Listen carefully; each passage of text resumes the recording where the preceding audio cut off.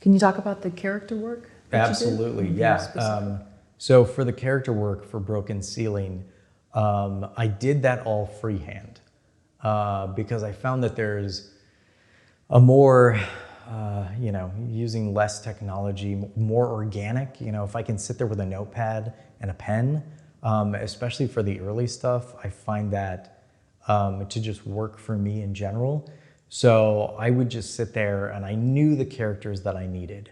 And I was like trying to figure out what are their dynamics, It's 4 people in an office.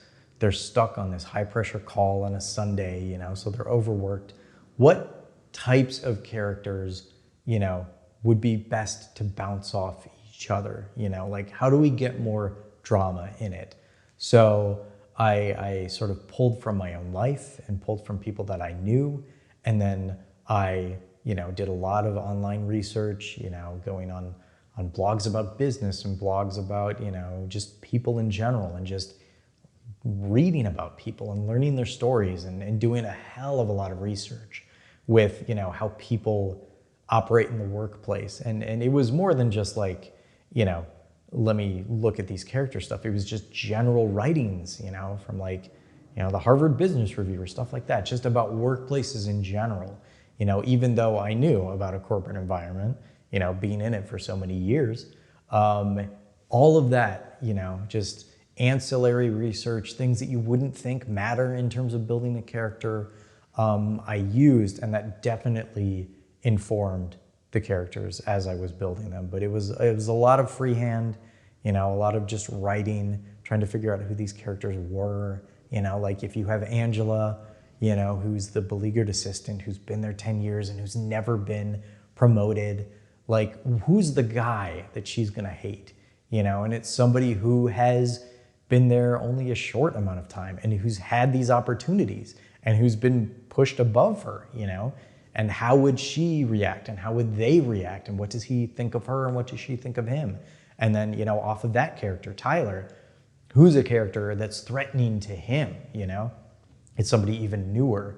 And how is that dynamic? Does this character look at this older character sort of as a model? And is he sort of modeling also Tyler's bad behaviors and, the wrong things that he does? And then of course, the big boss, Ken, who Reagan Wilson really knocked it out of the park with that character. But, what is, for that character, is like, what is the worst possible boss? I haven't had a lot of terrible bosses. I've been very lucky in that my bosses have been very good and helpful and supportive and wonderful.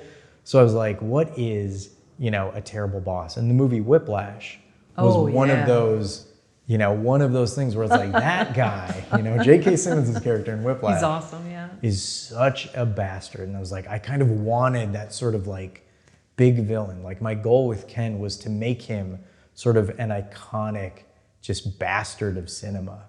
And I think that me and Reagan were able to sort of craft that character and make him sort of stand out.